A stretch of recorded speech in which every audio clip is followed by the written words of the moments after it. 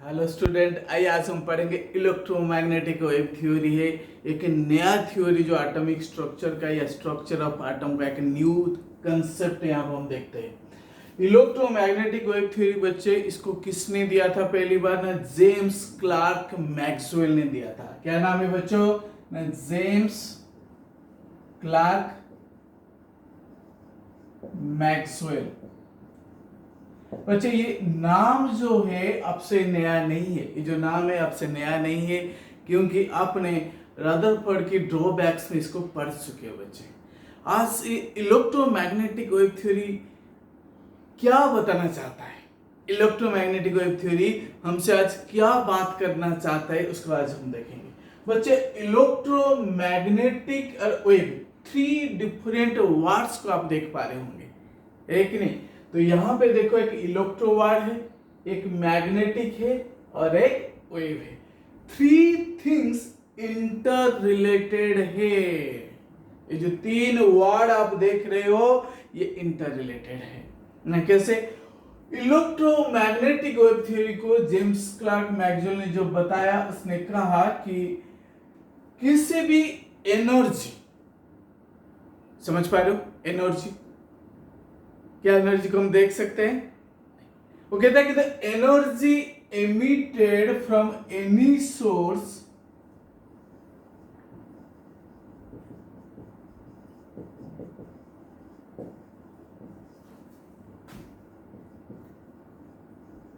travel continuously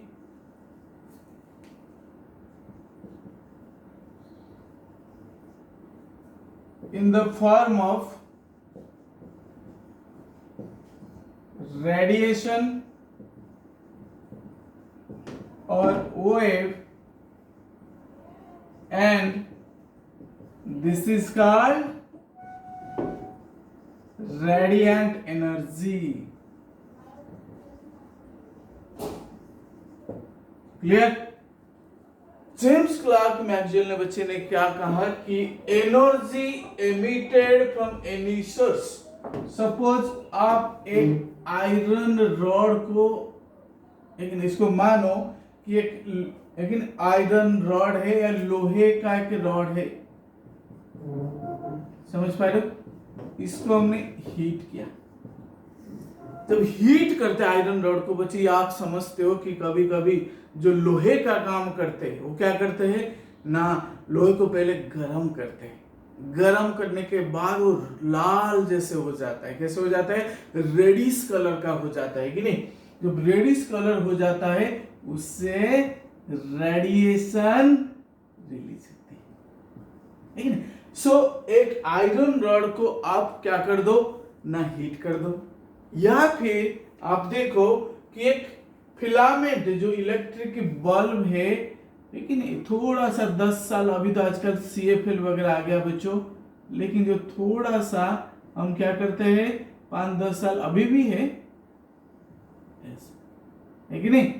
तो ये जो है यहां है, देखो फिलामेंट है, एक पॉजिटिव एक नेगेटिव। जो फिलामेंट बच्चे देखते हो कि इलेक्ट्रिक बल्ब है, इससे भी रेडिएशन रिलीज होती है। सो किसी भी तरीके से हो, लेकिन किसी भी सोर्स का क्यों ना हो, जब रेडिएशन रिलीज होती है, जो रेज रिलीज होती है, वो रेडिएशन फॉर्म में या वेव फॉर्म में क्या करता है? ट्रैवल करता है। या एक ऑब्जेक्ट से दूसरे ऑब्जेक्ट को जो एनर्जी भी ट्रांसफर होती है बच्चों, वो भी रेडिएशन या वेव फॉर्म में होता है, जिसको हम क्या कहते हैं? रेडिएशन एनर्जी, रेडिएंट एनर्जी भी कहते हैं। अब क्लियर हो गया? किसी भी सोर्स, एनी सोर्स, उससे हमारा कोई लेना देना नहीं है। बट एक इंपॉर्टेंट पॉइंट मैं जरूर यहां पे बताऊंगा। उसने कहा कि जेम्स क्लार्क मैक्सवेल ने क्या कहा कि एनर्जी क्या होता है? एमिट करता है, रिलीज होता है। एनी सोर्स, किसी भी सोर्स से क्यों ना हो, बट ट्रैवल कंटिन्यूअसली, इसको आप थोड़ा सा गहराई से याद रखना, आगे काम आएगा। ये जो रेडिएशन है, जो एनर्जी है, वो वेव फॉर्म में जाता है और कैसे जाता है बच्चों? कंटिन्यूअसली, रुकावट के बिना, बिना रुकावट के, रोकने वाला कोई नहीं, कंटिन्यूअसली चलता रहता है, कंटिन्यूअसली आगे चलता रहता है। किस फॉर्म में? न रेडिएशन फॉर्म में या वेव की फॉर्म में। बच्चों वेव क्या होता है अभी इसके जस्ट अगले टॉपिक में हम पढ़ेंगे, बट इतना ही अब जानो, जो क्रेस्ट एंड ट्रॉप फॉर्म में होती है। देखो ठीक है नहीं, क्रेस्ट ट्रॉप, फिर क्रेस्ट और trough, CREST, crest, TROUCH, crest and trough. तो जो एनर्जी वेव फॉर्म में जाता है या रेडिएशन फॉर्म में जाता है और कंटिन्यूअसली जाता है, उसको रेडिएशन एनर्जी कहते हैं। अब तो आपको समझ आ गया होगा कि चीज क्या है। अब नेक्स्ट पॉइंट जो है, क्लार्क मैक्सवेल ने क्या कहा है, सेकेंड पॉइंट को अगर हम इसकी देखते हैं, वो कहता है कि दीज रेडिएशंस, जो रेडिएशन ये आयरन को हर्ट करने से रिलीज हो रहे, हर्ट ऑब्जेक्ट से हो या फिलामेंट से हो, वो कहता है कि these radiations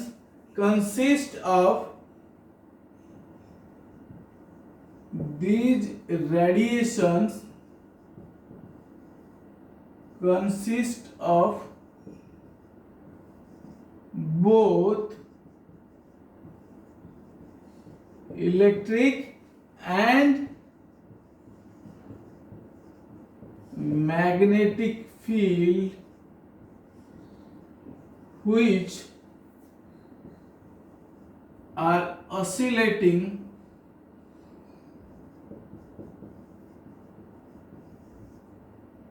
in plane and perpendicular to each other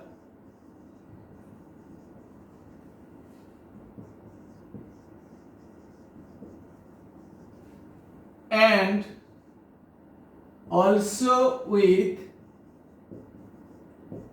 the direction of propagation. Very important thing क्या है ये? Very important thing. वो कहता है जो रेडिएशन, सपोज मैं इसको मैं कहता हूं कि नेक्स्ट पॉइंट को मैं अगर मैं जाता हूं, इसको मैं इतना इरेज करनी पड़ेगी, इतना मुझे इरेज करना पड़ेगा, क्योंकि ऊपर से अच्छे से समझ आएगा। अच्छे से, एक सेकेंड,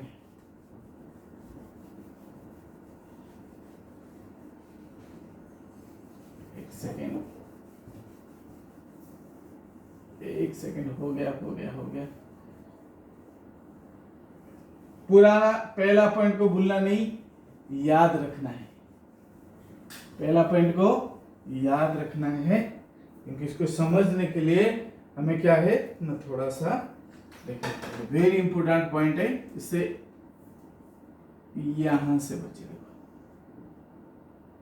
ये है बच्चे सोर्स है, ये क्या है? सोर्स है। आप यहां पे हॉट आयरन मान के चलो, या फिर कोई फिलामेंट है जो सोर्स है। सिंपली आई कैन राइट, में लिख सकता हूं this is source of radiation, radiation का सोर्स है।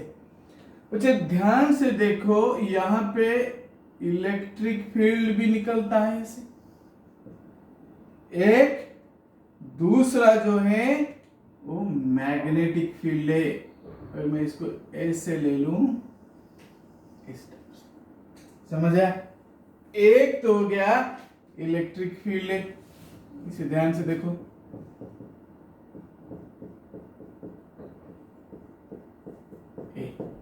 दूसरा जो बच्चे देखो, वेरी इंपोर्टेंट थिंग ये है, अगर मैग्नेटिक है, ऐसे है,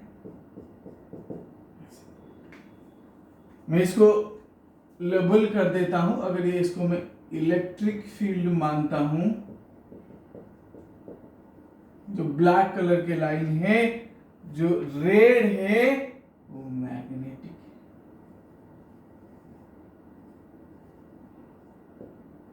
और ये जो है सीधा दिख रहे बच्चों, वो है direction of propagation. Direction of propagation.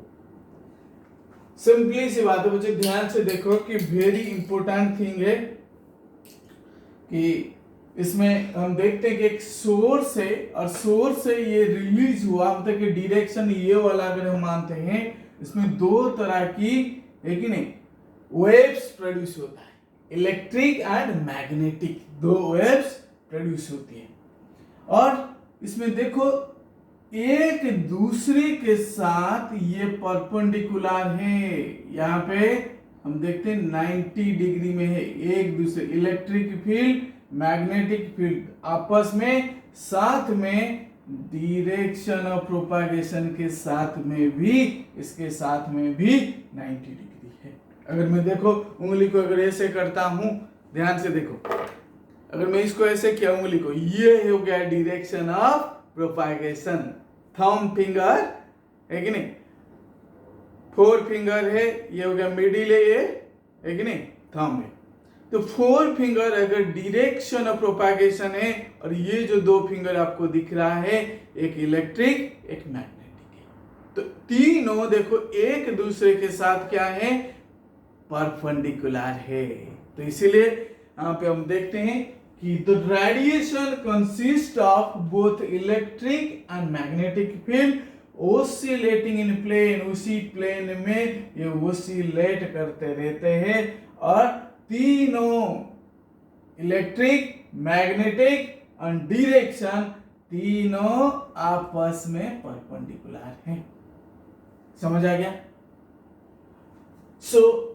इसलिए ये दो चीज, इलेक्ट्रिक फील्ड है, मैग्नेटिक फील्ड है, और दे travel in the form of wave and radiation, इसलिए इसका नाम क्या हो गया, इलेक्ट्रोमैग्नेटिक वेव थ्योरी। समझ पा रहे? अब हम देखते हैं कि बच्चे इसमें एक इंपॉर्टेंट थिंग है, these electric and magnetic field are in same phase. Very important point, electric field and magnetic field are in same phase। अच्छा, आप सोचे होंगे ये आसान चीज, ये सुनने में तो आसान लगता है, ऐसा नहीं है। एक बार आईआईटी में एक क्वेश्चन पूछ लिया है एडवांस में, बच्चा सोचता है इससे क्या आएगा भाई, इलेक्ट्रोमैग्नेटिक वेव थ्योरी 4 पॉइंट ऐसे लिख दिया हो गया। नहीं, कोई भी चीज आप पढ़ते हो तो उसके आईआईटी एडवांस में क्या होती है, अंदर से एक छोटी सी चीज निकाल के क्वेश्चन बना लेता है। इसलिए ध्यान रखना है, पढ़ने के टाइम एक एक पॉइंट को आपको दिमाग में बैठा लो भाई। न क्या है सेम फेज का मतलब, बच्चे आगे जाके थोड़ा सा पढ़ोगे, क्योंकि छोटे क्लास में आपने 9th में सुने होंगे कि इनकी वेवलेंथ, फ्रीक्वेंसी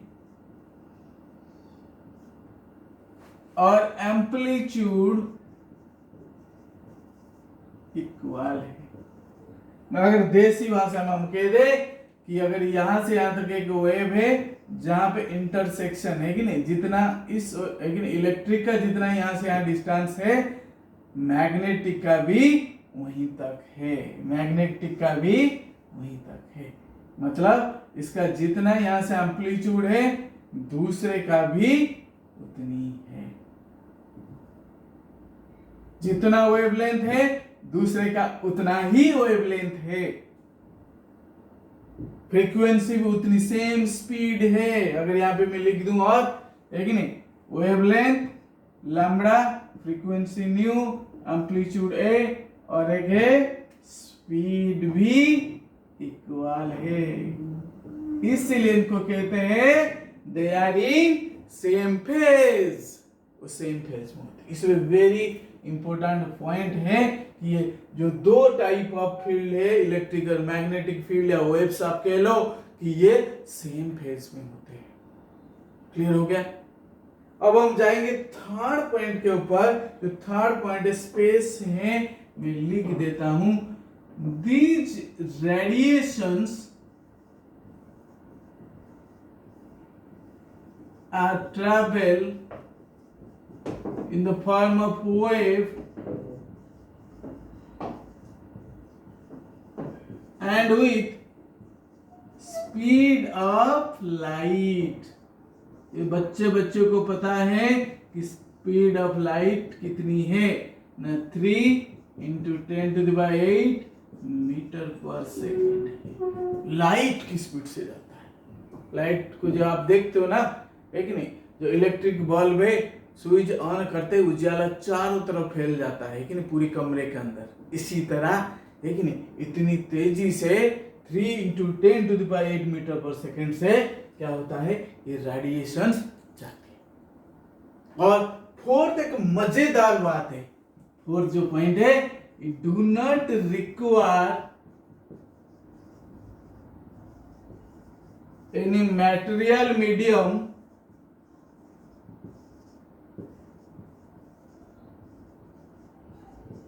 for its